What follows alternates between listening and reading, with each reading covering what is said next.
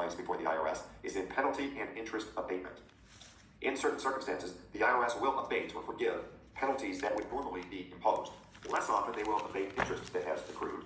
And you may be representing taxpayers through this process. It could be part of a collections engagement, or it could be separate. But if you are representing a client, they owe the IRS money, you are negotiating through that. You may also be negotiating penalty and interest abatement as part of it. Or the client just may come to you and say, hey, I've got all this penalty and interest. Is there anything I can do? You might just be representing the client for that piece of it. So these are the types of penalties that the IRS may consider for abatement. You can see those on your screen. Most of the time, we're going to be talking about failure to file and failure to pay, but it can be any of these. Essentially, any penalty that the taxpayer may get, you can at least explore the possibility of having it abated.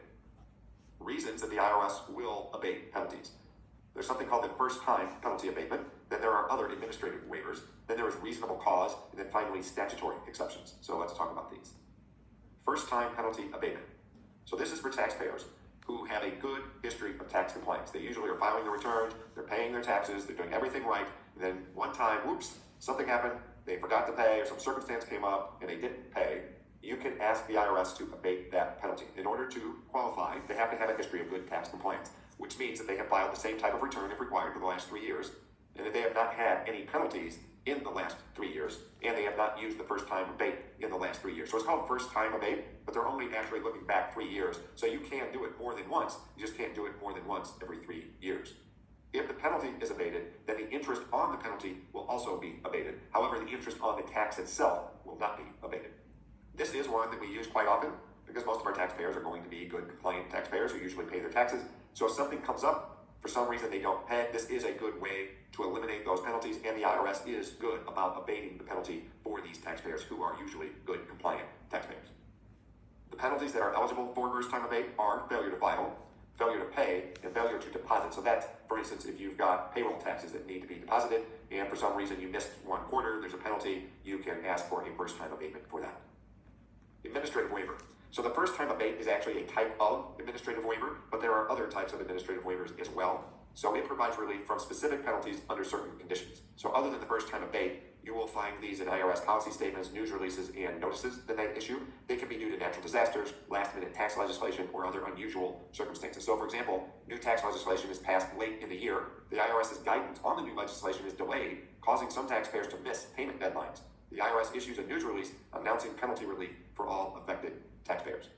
So that would be a good example. Let's say a new law came out in December of 2024, and the taxpayers weren't sure how to apply that to their tax return, and the IRS didn't come out with any guidance until maybe after April 15th. So that'd be an example where the IRS would say, okay, we're not going to have penalties related to those underpayments. Reasonable cause. So this is another reason.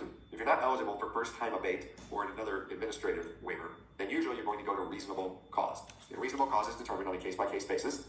So some examples for failure to file or failure to pay penalties would be fires, natural disasters, or civil disturbances, inability to get records for some legitimate reason, death, serious illness, or unavoidable absence of the taxpayer or immediate family.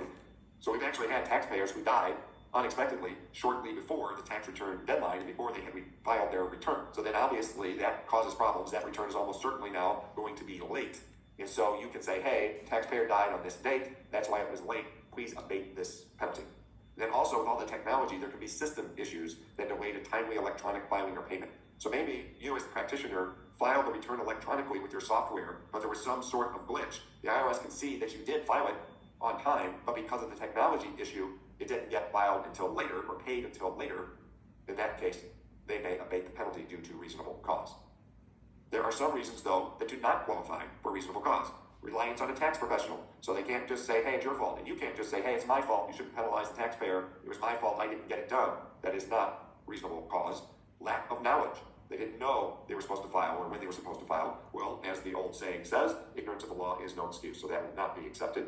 Mistakes and oversights, not reasonable cause. That might allow you to get that first-time abate if you qualify, but it is not reasonable cause. And then finally, just not having the money is not reasonable cause.